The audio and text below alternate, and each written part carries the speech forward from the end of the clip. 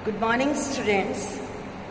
आज मैं आपको आपकी वितान पुस्तिका का प्रथम अध्याय सिल्वर वेडिंग, जो कि मनोहर श्याम जोशी जी ने लिखा है, उसे मैं पढ़ाने जा रही हूँ। मनोहर श्याम जोशी जी की लिखी हुई एक लंबी कहानी सी प्रतीत होती है ये, लेकिन फिर भी थोड़ी लंबी ना होते हुए अच्छी सी कहानी है, छोटी सी कहानी है। इसको उन्होंने अपनी चिरपरिचित भाषिक अंदाज और मुहावरों से पूरी तरह से संजोया है। इस कहानी में जो इस कहानी का प्रमुख चरित्र है यशोधर बाबू, उनके द्वारा बोले गए दो वाक्य जो हुआ होगा और सम हाउ इम्प्रॉपर, ये इस कहानी के बीजक वाक्य हैं जो कि बार बार बोले गए हैं यशोधर बाबू के द्वारा। यशोधर बाबू को वाईडी पंत कहकर यहाँ पर संबोधित किया गया है।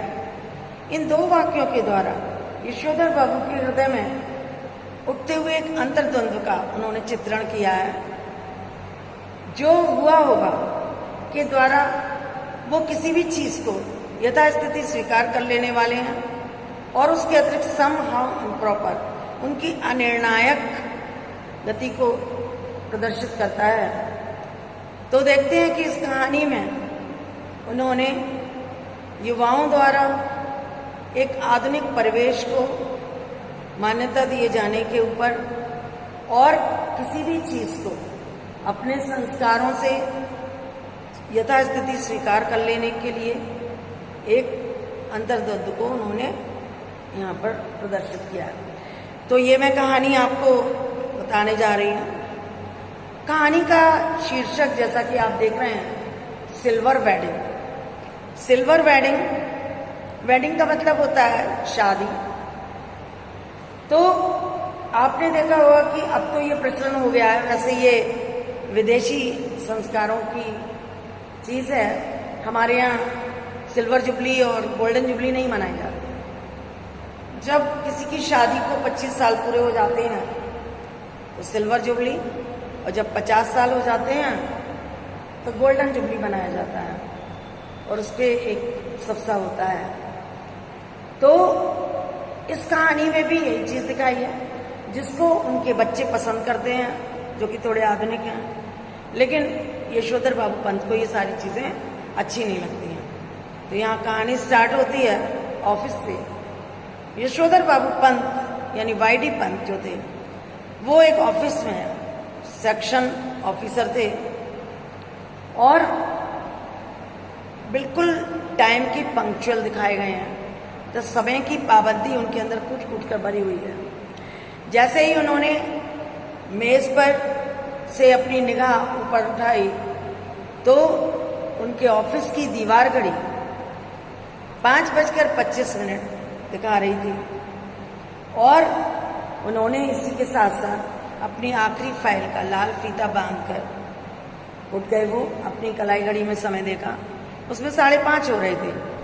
वैसे यशोधर बाबू की आदत है कि वो अपनी कलाई घड़ी को रेडियो स्टेशन से मिला के रखते हैं, ताकि कभी देर ना हो जाए, बिल्कुल सही समय, उपयुक्त समय दे।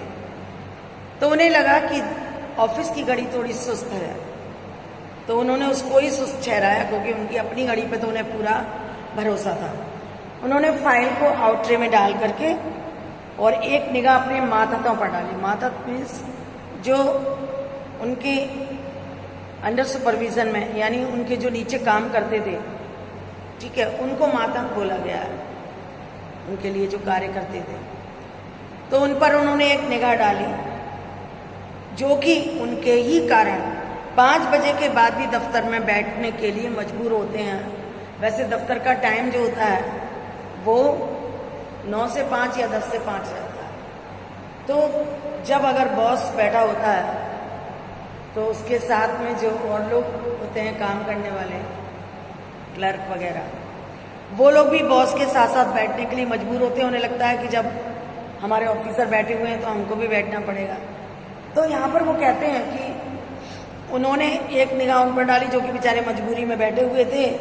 चलते चलते जूनियर्स से कोई मनोरंजक बात कह के दिन भर के शुष्क व्यवहार का निराकरण कर जाने की कृष्णानंद किशनदा पांडे से मिली हुई परंपरा का पालन करते हुए उन्होंने कहा कि आप लोगों की देखा देखी सेक्शन की घड़ी भी सुस्त हो गई है।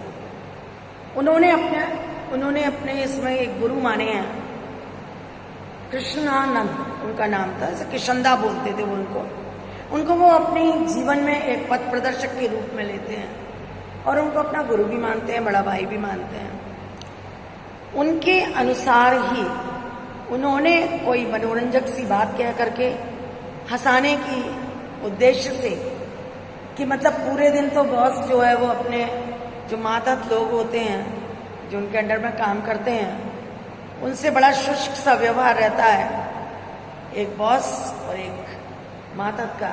लेकिन चलते समय उनको हंसा देने के एक परंपरा जो कि उन्होंने किशनदा की परंपरा से सीखी थी, उसको उन्होंने उनसे कहा था कि वो हंस जाएं कि देखो आप लोग ही देखा देखिए सेक्शन की घड़ी भी सुस्त हो गई है।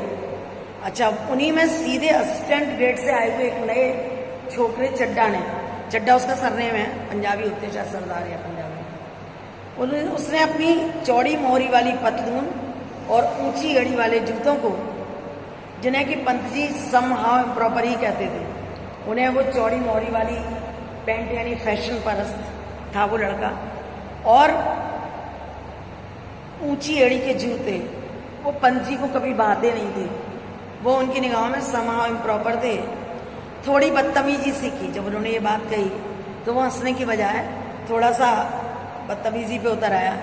एज यूजुअल वो बोला, बड़े बाबू आपकी अपनी चूनेदानी का क्या हाल है। उसने उनकी जो कलाई घड़ी थी उसके लिए बोला कि बड़े बाबू आपकी इस चूनेदानी का क्या ख्याल है, चूनेदानी के बारे में आपका क्या ख्याल है।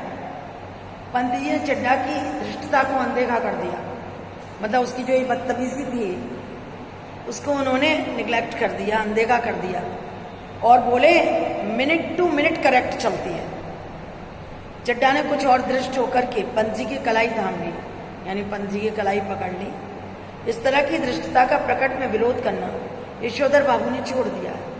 उन्हें लगता है कि बेकार किसी से कुछ कहो और वो बदतमीजी में अगर एक जवाब भी दे देता है तो उनकी इज्जत कितनी रह जाएगी।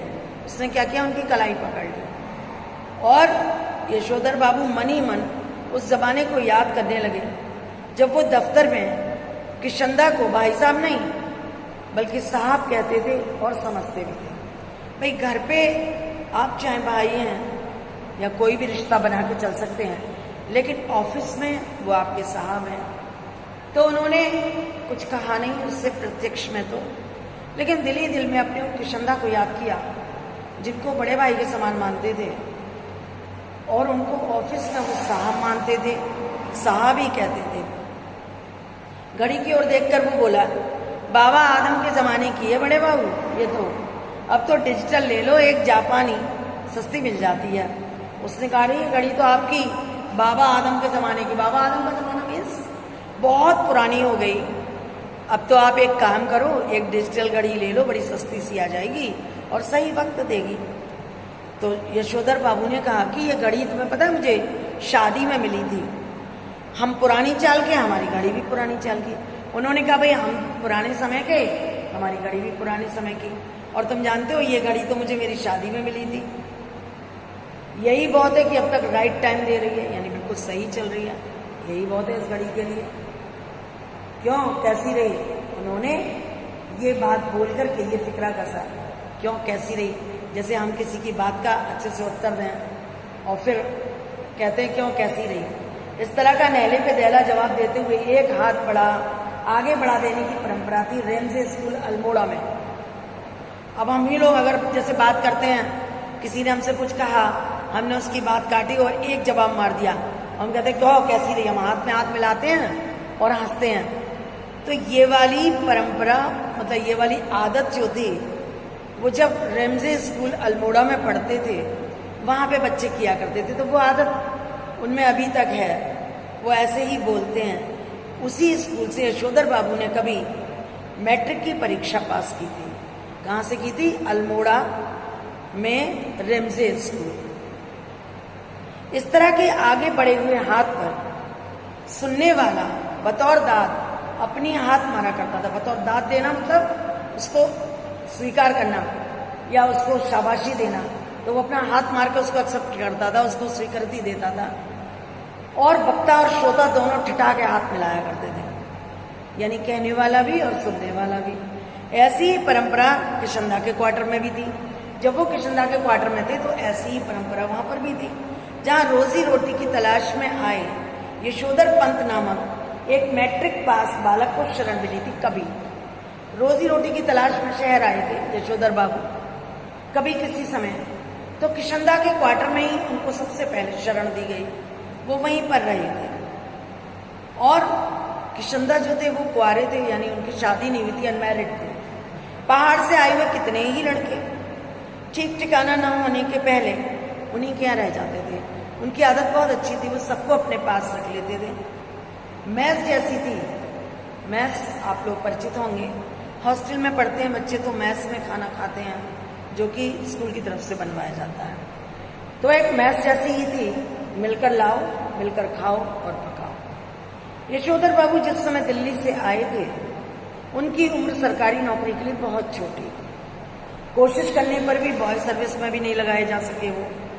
तब किशनदा ने उन्हें मैस का रसोईया बना के रख लिया। उन्होंने कहा चलो ठीक है, तुम्हारी उम्र जब तक बड़ी नौकरी लायक होगी तब तक हम तुम्हें बहुत कुछ सिखा देंगे, तब तक तुम एक काम करो, खाना ही बनवा लिया करो। तो उन्होंने रसोइये की तरह उन्हें रख लिया। यही नहीं, उन्होंने यशोधर बाबू को 50 रुपये उधार भी दिए, और इसलिए दिए कि ताकि वो अपने लिए अच्छे से कपड़े बनवा सकें और गांव में पैसा भेज सकें। बाद में इन्हीं किशनदा ने अपने ही नीचे उन्हें नौकरी दिलवाई और दफ्तरी जीवन में इनका मार्गदर्शन किया। तो ये इस तरह से यहाँ पर आए। सबसे पहले किशनदा के यहाँ गए, वहाँ इनकी उम्र बहुत कम थी, उन्होंने इनको रसोइये के लिए रख लिया। उसके अलावा इनको 50 रुपये, उस समय के 50 रुपये बहुत ज़्यादा होते थे, उस समय रुपए की कीमत बहुत ज़्यादा थी, सस्ता ज़माना था। 50 रुपये दिए कि जाओ तुम अपने लिए कुछ कपड़े वपड़े बनवा लो, और इस तरह से बाद में उनको काम सिखा करके ऑफिस में नौकरी दिलवा दी। तो इसलिए भी, और जो भी चीज़ें उन्होंने सीखी, क्योंकि दो बचपन से ही आ गए थे, वो किशनदा की ही देख रेख में सीखी, इसलिए वो किशनदा से बहुत ही ज़्यादा प्रभावित थे। उनकी हर बात में किशनदा का जिक्र आएगा, तो मैंने आपको यहाँ तक पढ़ा दिया। अब बात वहाँ चल रही थी, वो तो सोचने लग गए किशनदा के बारे में कि चड्डा ने उनकी कलाई घड़ी पकड़ के कहा कि ये घड़ी तो बड़े बहू बहुत पुरानी हो गई, नई घड़ी ले लीजिए। तो चड्डा ने जोर दे के कहा, जब उनको देखा कि वो किन्हीं ख्यालों में गुम हुए हैं, तो चड्डा ने जोर दे के कहा, बड़े बहू आप किन ख्यालों में खो गए? मेनन पूछ रहा है कि आपकी शादी हुई कब थी, ये तो बताइए। यशोधर बाबू सकपका के उन्होंने अपना बड़ा हुआ हाथ, जो दाद मारने के लिए यूँ रखा था कि अभी तक राइट टाइम देती है, वो उन्होंने खींच लिया और मेनन से मुखातिब होकर बोले। मेनन एक दूसरा क्लर्क है, उससे मुखातिब होने यानी उसकी तरफ रूबरू हुए और बोले, now let me see, I was married on 6 February 1947। Now let me see, मुझे सोचने दो, देखने दो। मेरी शादी 6 फरवरी 1947 में हुई। अच्छा, इत्तेफाक से उस दिन 6 फरवरी था। मैंने फौरन हिसाब लगाया और बड़े चेक के बोला, many happy returns of the day sir. आपको बहुत बहुत बधाई हो, आज तो आपका सिल्वर वेडिंग है। शादी को पूरा 25 साल हो गया। मैंने ऐसे करके यशोधर बाबू पंत से कहा। यशोधर जी पहले खुश हुए क्योंकि उनको खुशी हुई कि किसी ने उनको बधाई दी है शादी के लिए। फिर थोड़े से झेप गए और झेपते हुए खुश हुए। ये अदा भी उन्होंने किशनदा से ही सीखी थी, यानी पहले खुश होना, फिर थोड़ा सा शर्माना, झेप जाना, और उसके बाद झेपते हुए फिर से खुश हो जाना। तो ये चीज़ भी उनकी किशनदा की दी हुई देन थी। चड्डा ने घंटी बजाई और चपरासी को बुला लिया और बोला, सुनो भाई भगवान दास, बड़े बाबू से बड़ा सा नोट ले लो और सारे सेक्शन के लिए चाय पानी का इंतजाम कर फटाफट। उसने कहा कि चलो सही है, आज तो इनकी सिल्वर वेडिंग है, इनसे पैसे ले करके और चाय पानी हो जाए क्लर्क वगैरह अपने जो कलीग्स हैं उनके साथ। तो उसने चपरासी से कहा कि चाय पानी ले आओ।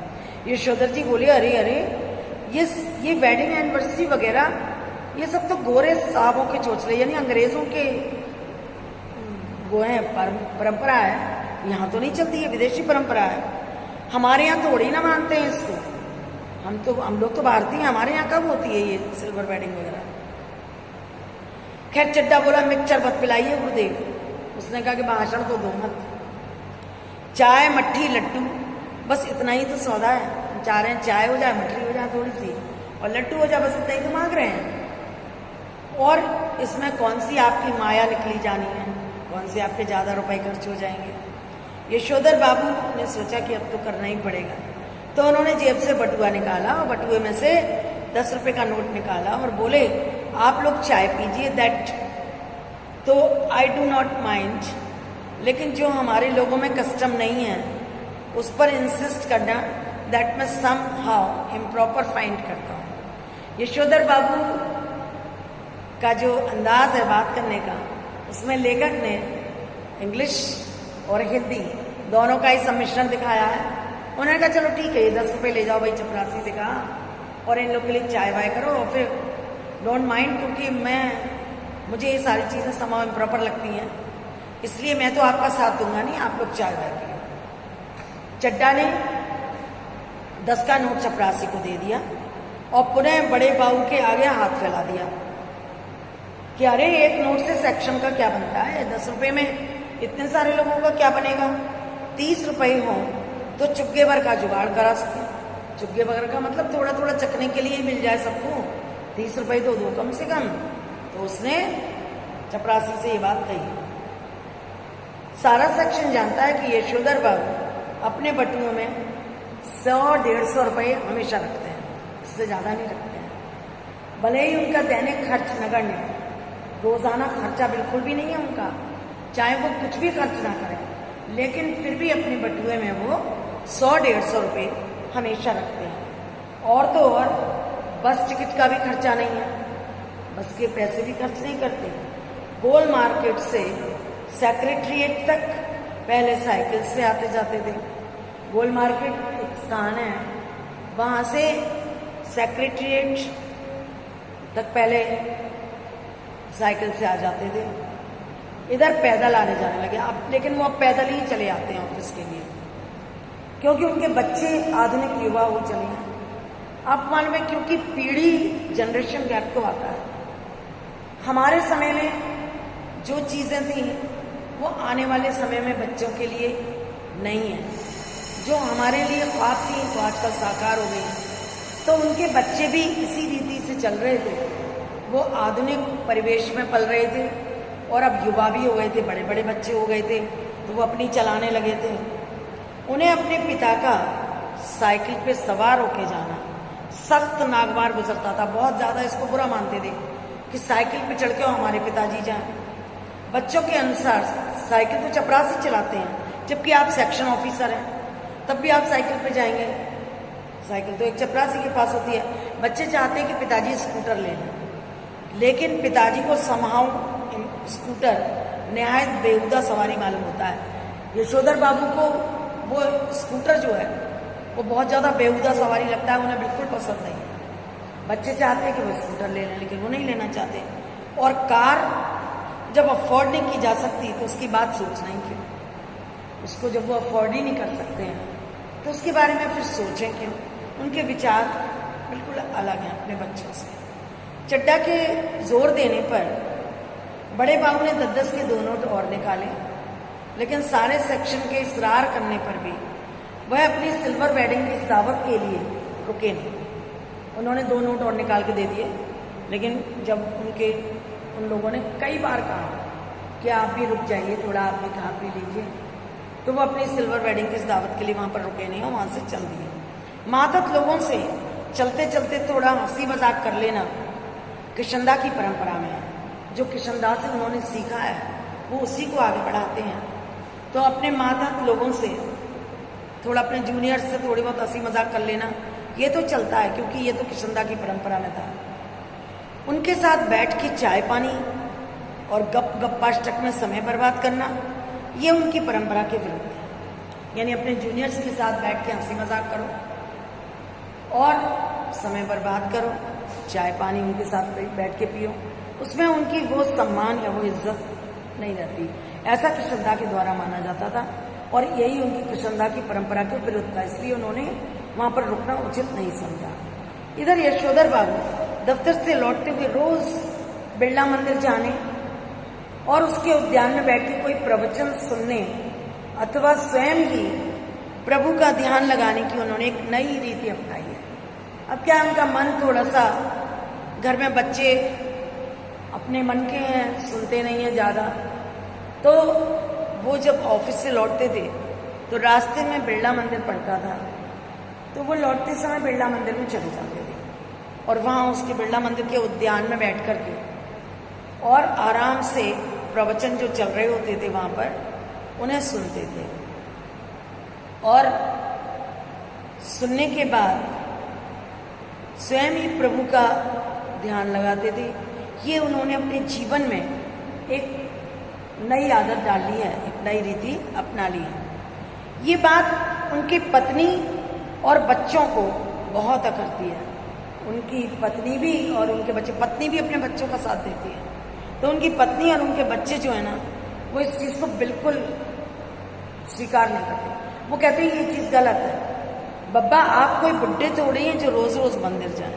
बेटी का, बच्चों का ऐसा मानना है कि बूढ़े लोग रोज़ रोज़ मंदिर जाते हैं, तो वो कहते हैं बब्बा आप अभी बुड्ढे थोड़ी ना हो गए हैं जो आप रोज़ रोज़ मंदिर जाएंगे, इतने ज़्यादा व्रत रखें, ऐसा कहते हैं वे। यशोधर बाबू इस आलोचना को अनसुना कर देते हैं। उन्हें लगता है कि ये जो आलोचनाएं हैं वो उनके जीवन से मेल नहीं खाती, उन्हें जो करना है वो करेंगे, तो वो इसको अनसुना कर देते हैं। सिद्धांत के धनी की किशनदा के अनुसार यही निशानी है। सिद्धांतों के धनी यानी अपने सिद्धांतों के पक्के जो किशनदा, जिन्होंने उनका जीवन संवारा, उनकी यही निशानी थी कि अगर आपको किसी की बात अच्छी नहीं लगती तो आप उस चीज़ को अनसुना कर दीजिए, वही करिए जो आपको अच्छा लगता है। तो वो उसको अनसुना कर देते थे और इस तरह से वो किशनदा की उस परंपरा को निभाते थे। बिरला मंदिर से उठकर के यशोधर बाबू पहाड़गंज जाते हैं। जब वो बिरला मंदिर से उठते हैं तो वो पहाड़गंज की ओर जाते हैं और घर के लिए वहाँ से साग सब्जी खरीद लाते हैं। ये दिल्ली की बात हो रही है, शायद बिरला मंदिर भी दिल्ली में है, पहाड़गंज भी दिल्ली में है। तो वहाँ से सब्जी खरीद लाते हैं। किसी से मिलना मिलाना हो तो वो इसी समय में पूरा कर लेते हैं, जैसे किसी से मिलने जाना है या किसी के घर जाना है, कोई ज़रूरी काम है, तो वो इसी समय में सब कर लेते हैं। मतलब कहने का मतलब ये है कि घर जाने के बाद वो कहीं जाने के लिए नहीं निकलते हैं। तो भले ही दफ्तर 5 बजे छूटता हो, लेकिन वो घर पे 8 बजे से पहले कभी नहीं पहुँचते। भले ही उनके दफ्तर की छुट्टी 5 बजे हो जाती है, लेकिन बिरला मंदिर में प्रवचन सुनना, फिर पहाड़गंज जाके सब्जी लाना, फिर किसी से मिलना मिलाना हो या कोई मिल गया रास्ते में, उससे बातचीत करने में, मतलब समय उनका वही हो जाता था। वो घर पे पहुंचते थे उस समय रात के 8 बजे होते थे। यहाँ तक आपकी समझ में आ गया होगा। आज बिरला मंदिर जाते हुए यशोधर बाबू की निगाह उस अहाते पर पड़ी जिसमें कभी किशनदा का 3 बेडरूम वाला फ्लैट यानी क्वार्टर हुआ करता था। जब वो वहाँ से आ रहे थे बिरला मंदिर से जाते हुए, जब बिरला मंदिर की ओर जा रहे थे, तो यशोधर बाबू की निगाह अचानक उस अहाते की ओर पड़ गई जिसमें कभी किशनदा का एक 3 बेडरूम स्वीट हुआ करता था और जिस पर इन दिनों एक 6 मंजिला इमारत बनाई जा रही थी। यानी वो क्वार्टर तोड़वा दिए गए थे और उन पर ऊंची ऊंची इमारतें बन रही थी, तो उस पर कोई 6 मंजिला इमारत बन रही थी। इधर से गुजरते हुए कभी के DIZ एरिया की बदलती शक्ल को देखकर यशोधर बाबू को बड़ा बुरा सा लगता है। जब भी वो यहाँ से गुजरते हैं तो DIZ एरिया, जिसमें कि वो भी रहा करते थे और किशनदा रहते थे, उसकी जो शक्ल आजकल बदलती जा रही है उसे देखकर यशोधर बाबू को खुशी नहीं होती है, उन्हें बहुत बुरा लगता है। ये लोग सारा गोल मार्केट क्षेत्र तोड़ करके यहाँ एक मंजिला क्वार्टरों की जगह ऊंची ऊंची इमारतें बना रहे हैं।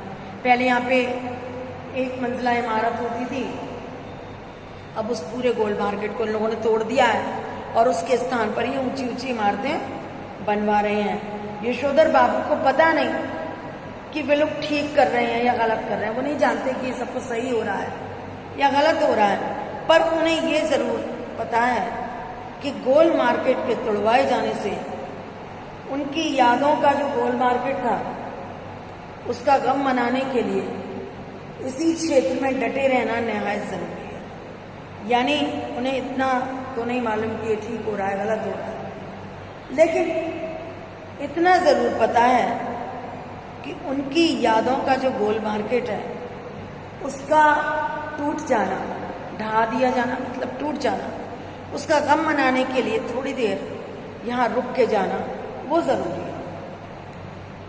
उन्हें एंड्रयूगंज, लक्ष्मीबाई नगर, पंडारा रोड आदि नई बस्तियों में पद की गरिमा के अनुरूप D2 टाइप क्वार्टर मिलने की अच्छी खबर कई बार आई है। ऐसा था कि यहाँ से उन लोगों ने क्वार्टर्स तोड़वा करके और लक्ष्मीबाई नगर में, एंड्रयूजगंज में, पंडारा रोड पर नई बस्तियों में उनकी पद की गरिमा के अनुसार सेक्शन ऑफिसर थे, तो उनके पद के अनुसार D2 टाइप क्वार्टर यानी 2 बेडरूम वाले क्वार्टर्स मिलने की अच्छी खबर कई बार आई है, मगर हर बार उन्होंने गोल मार्केट छोड़ देने का इनकार कर दिया। जब उनका क्वार्टर टूटने का नंबर आया तब भी उन्होंने इसी क्षेत्र की इन बस्तियों में बचे हुए क्वार्टरों में से एक क्वार्टर अपने नाम अलॉट करा लिया। जब ये गोल मार्केट टूटने के लिए, तोड़ने के लिए उनके क्वार्टर का नंबर आया तब भी वो उस गोल मार्केट को छोड़ना नहीं चाहते, क्योंकि उस गोल मार्केट से उनके अंतर मन की यादें जुड़ी हैं जिनको वो खोना नहीं चाहते हैं। तो उन्होंने उसी गोल मार्केट में एक मकान जो सबसे अंत का बचा हुआ था उसको अपने नाम से अलॉट करा लिया। पत्नी के ये पूछने पर कि जब ये भी टूट जाएगा तो क्या करोगे, उनकी पत्नी और बच्चे उनसे इन्हीं बातों को लेकर के थोड़ा नाराज रहते हैं। तो जब पत्नी ने पूछा कि अच्छा ये बताओ जब ये भी टूट जाएगा तो आप क्या करेंगे, उन्होंने कहा कि तब की तब देखी जाएगी, अभी तो नहीं टूट रहा है, जब टूटेगा तब की तब देखी जाएगी, कहा और इसी तरह से मुस्कुरा दिए जैसे कि किशनदा कह करके, यही फिक्रा कह के, यानी यही बात की तब देखी जाएगी कह करके बड़े मुस्कुरा जाते थे। ऐसे ही उन्होंने ये बात अपनी पत्नी से कही कि अरे तब की तब देखी जाएगी, और मुस्कुरा दिए। सच तो ये है कि पिछले कई वर्षों से यशोधर बाबू का अपनी पत्नी और बच्चों से हर छोटी बड़ी बात में मतभेद होने लगा है। सच्ची बात तो यह है कि यशोधर बाबू जो है जब भी वो घर पे जाते तो कोई ना कोई बात ऐसी छिड़ जाती है कि उनकी पत्नी और उनके बच्चों से उनका मतभेद होने लगा, यानी बात, उनकी विचारधाराएं जो है ना वो आपस में मेल नहीं खाती। पत्नी बच्चों की साइड से बोलती हैं और यशोधर बाबू अकेले पड़ जाते हैं। और इसी वजह से एक कारण ये भी है कि वो घर लौटना पसंद नहीं करते, वो जल्दी घर नहीं जाना चाहते हैं। जब तक बच्चे छोटे थे, जब उनके बच्चे छोटे छोटे थे तब तक तो वो उनकी पढ़ाई लिखाई में मदद कर देते थे, आते थे, जल्दी आ जाते थे, तो बच्चों को पढ़ाना है और भी शिक्षा देनी है और बातें बतानी है, उसमें उनकी हेल्प करते थे। अब बड़ा लड़का एक प्रमुख विज्ञापन संस्था में नौकरी पा गया है, अब बड़ा बेटा उनका अच्छा बड़ा हो गया है और एक विज्ञापन कंपनी, आप जानते हैं एडवर्टाइजमेंट जिसमें निकालते हैं, उस कंपनी में नौकरी मिल गई है उसको। यद्यपि समहाउ यशोधर बाबू को अपने साधारण पुत्र को असाधारण वेतन देने वाली ये नौकरी कुछ समझ में नहीं आती है। उनको ये भी बुरा लगता है कि मेरा जो एक साधारण सा बेटा जिसकी की एजुकेशन भी इतनी हाई नहीं है, यानी जिसकी शिक्षा भी इतनी ज़्यादा नहीं है, उसको इस कंपनी में किसने नौकरी दे दी, और नौकरी दे दी तो इतना असाधारण वेतन, यानी वेतन ज़्यादा दे रहे हैं वो लोग, तो वेतन ज़्यादा मिलना उनको समहाउ समझ में नहीं आता, उनको समहाउ इम्प्रॉपर लगता है। वो कहते हैं कि 1,500 रुपया तो हमें अब रिटायरमेंट के पास पहुंच के मिला है। भाई इनको 1,500 रुपया अभी से मिलने लगा और हमें ये 1,500 रुपया अब मिल रहा है, जबकि हम रिटायरमेंट के बिल्कुल करीब हैं। हमारा तो बहुत ज़्यादा होना चाहिए। शुरू में ही 1,500 रुपया देने वाली इस नौकरी में ज़रूर कोई ना कोई पेच होगा। कहने का मतलब ये है कि जो नौकरी शुरू में ही 1,500 रुपया दे रही है मेरे बेटे को, जरूर उसमें कोई ना कोई खोट होगा या ज़रूर वो गड़बड़ झाला होगा, जिसलिए कि वो इतने सारे रुपए मेरे साधारण से पढ़े लिखे बच्चे को दे रहे हैं। अच्छा, यशोधर जी का दूसरा बेटा दूसरी बार IAS की परीक्षा देने की तैयारी कर रहा है। एक बार दे ली पर मेरिट शायद तो कुछ कम होगी, इसलिए वो दूसरी बार परीक्षा देने की तैयारी कर रहा है। और यशोधर बाबू के लिए ये समझ सकना असंभव है कि जब ये पिछले साल एलाइड सर्विसेज की सूची में माना काफ़ी नीचे आ गया था, तब इसने ज्वाइन करने से इनकार क्यों कर दिया।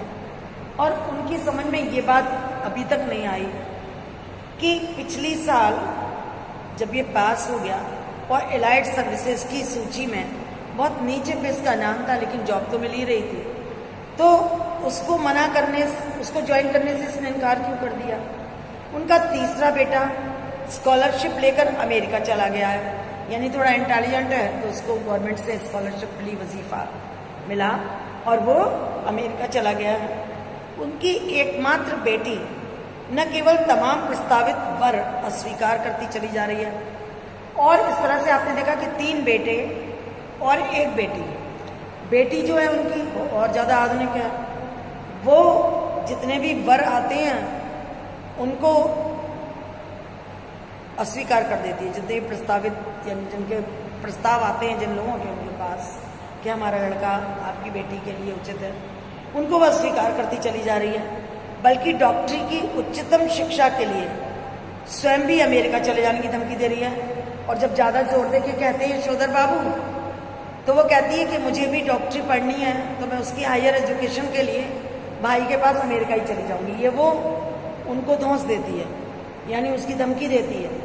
यशोधर बाबू जहाँ बच्चों की इस तरक्की से खुश होते हैं, वहाँ समहाउ ये भी अनुभव करते हैं कि वो खुशहाली भी कैसी जो अपनों में परायापन पैदा कर दे। देखिए इस वाक्य में उन्होंने कितनी अच्छी बात कही है कि एक और तो कोई भी पिता अगर उसके बच्चे तरक्की कर रहे हों, आधुनिक समाज में अपने आप को रहने के योग्य बना रहे हों, या अच्छी नौकरी के लिए कहीं विदेश में जा रहे हों, या अच्छी एजुकेशन ले रहे हों, तो एक पिता हमेशा खुश होता है। खुश तो होते हैं वो उस तरक्की से, अपने बच्चों की तरक्की देख देख के खुश भी होते हैं, लेकिन दूसरी ओर समहाउ ये भी अनुभव करते हैं कि ऐसी खुशहाली किस काम की जो अपने लोगों के बीच में परायापन पैदा कर दे, यानी कोई भी एक दूसरे से जुड़ा ना रहे, लोग बाग घर में ही एक दूसरे को पराया समझे, तो ऐसी भी खुशहाली किस काम की है। तो एक और खुश भी होते हैं, ऐसी बात नहीं है कि बच्चों की तरक्की से जलते हैं या दुखी होते हैं, लेकिन दूसरी ओर उन्हें बुरा भी लगता है कि ऐसी खुशहाली किस काम की जो अपनों के बीच में परायापन ला दे। अपने बच्चों द्वारा गरीब रिश्तेदारों की उपेक्षा उन्हें समहाउ जचती नहीं है। अब उनके बच्चे जो हैं, आजकल आपने देखा होगा समाज में कि जो लोग बड़े धनवान होते हैं, रिश्तेदार, कोई हमारा आपका रिश्तेदार विदेश में है या बहुत पैसे वाला है, तो हम बड़े गर्व से सबके सामने कहने में ये गर्व अनुभव करते हैं कि अरे हमारे रिलेशन में हैं, वो इस समय USA हैं, वो अमेरिका में हैं, या वो लंदन हैं, या वो वहाँ गए हुए हैं, विदेश में हैं। और या कहते हैं कि अरे वो जो इतने धनवान सेठ है ना, वो मेरे रिलेशन में है, यानी इतने बड़े लोग जो हैं वो हमारे रिलेशन में, उनके इतने सारे बंगले, इतनी सारी गाड़ियाँ, इतने सारे नौकर, उनको तो हम लोग बड़ा गर्व करते हैं। और जो हमारे रिश्तेदार गरीब होते हैं, हम भूले से भी उनका नाम नहीं लेते, बल्कि हर समय उनकी उपेक्षा करते हैं। तो ये चीज़ यशोधर बाबू को बिल्कुल भी पसंद नहीं है कि ये भी क्या हुआ कि तुम रिश्तेदारों की अवहेलना करो, उनकी गरीबी के चलते। भाई रिश्तेदार तो रिश्तेदार है, चाहे वो गरीब हो या अमीर हो, तो ये चीज़ उनको अच्छी नहीं लगती अपने बच्चों की। एनीवे जनरेशनों में गैप तो होता ही है, फिर भी वो मानते हैं कि जनरेशन गैप तो होता ही है, ऐसा हमने सुना है। ऐसा कहकर वो स्वयं को दिलासा दे लेते हैं एक पिता होने के नाते। फिर वो मानते हैं कि देखो भाई ये तो पीढ़ी का अंतराल है, जनरेशन गैप है, तो वो तो होता ही है, ऐसा सोच के अपने आप को समझा लेते हैं। हालांकि उनको पसंद नहीं है, उनको बच्चों की यादें बिल्कुल नहीं अच्छी लगती, लेकिन वो फिर भी खुद को स्वयं को समझा लेते हैं कि चलो कोई बात नहीं है, बच्चे हैं, अब भाई वो नई पीढ़ी के हैं तो जैसा चाहे करें। यद्यपि यशोधर बाबू की पत्नी अपने मूल संस्कारों से किसी भी तरह आधुनिक नहीं है। अब जो यशोधर बाबू की उम्र है वही उनकी पत्नी की उम्र है, तो जो उनके मूल संस्कार हैं उनसे वो किसी भी तरह आधुनिक नहीं है। ना ही वो विदेशों में रह के पढ़ी है, ना ही उन्होंने आधुनिक परिवेश को अपनाया, ना ही उन्होंने आधुनिक समय में शिक्षा ली है। तो वो भी मूल संस्कारों से बिल्कुल यशोधर बाबू की तरह है, आधुनिक तो नहीं है।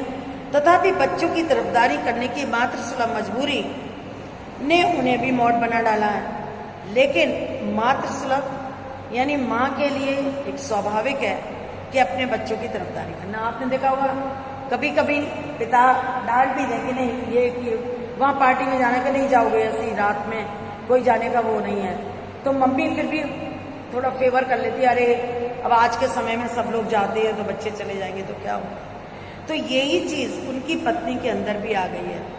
वो वैसे तो मूल संस्कारों से किसी भी तरह आधुनिक नहीं है, लेकिन अपने बच्चों की मातृसुलभ मजबूरी यानी बच्चों का साथ देना उनकी एक स्वाभाविक मजबूरी है, उसके चलते हुए थोड़ी मॉडर्न बन गई हैं, थोड़ी मॉड हो गई हैं।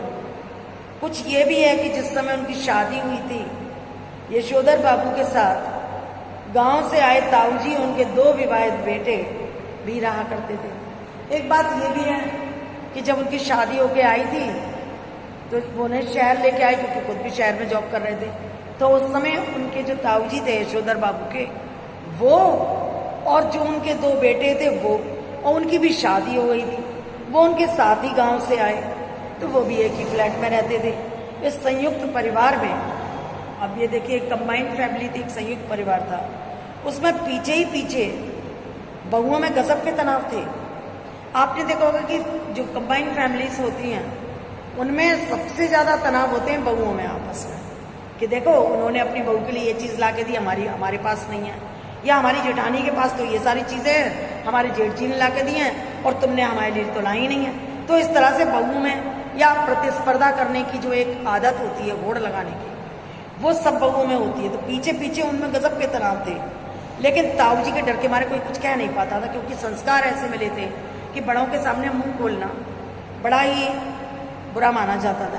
तो ताऊ जी के डर के मारे वो लोग सामने प्रत्यक्ष में कुछ नहीं कहती थी, लेकिन पीछे पीछे उनके अंदर बड़ी खिंचाव रस्साकसी सी चलती रहती थी, बड़ा तनाव चलता रहता था। यशोधर बाबू की पत्नी की शिकायत है कि संयुक्त परिवार वाले उस दौर में पति ने हमारा पक्ष तो कभी लिया ही नहीं। तो उनको ये भी शिकायत है यशोधर बाबू से कि संयुक्त परिवार वाले दौर में, यानी जब हम संयुक्त परिवार में रहा करते थे, तो हमारे पति ने कभी हमारा पक्ष नहीं लिया। वो ताऊ जी ने जो कह दिया बस वो पत्थर की लकीर है, वो ही मान लिया। तो इस तरह से आपने देखा कि यशोधर बाबू जी द्वंद्व में फंसे हुए हैं, कुछ आधुनिक और कुछ परंपरागत, अपनी पुरानी लीक को ना छोड़ पाने के कारण उनके हृदय में अधिकतर एक द्वंद्व सा चलता रहता है। इस वीडियो में मैं यहीं तक पढ़ाऊंगी आपको, फिर अगले वीडियो में आगे का चैप्टर पढ़ा।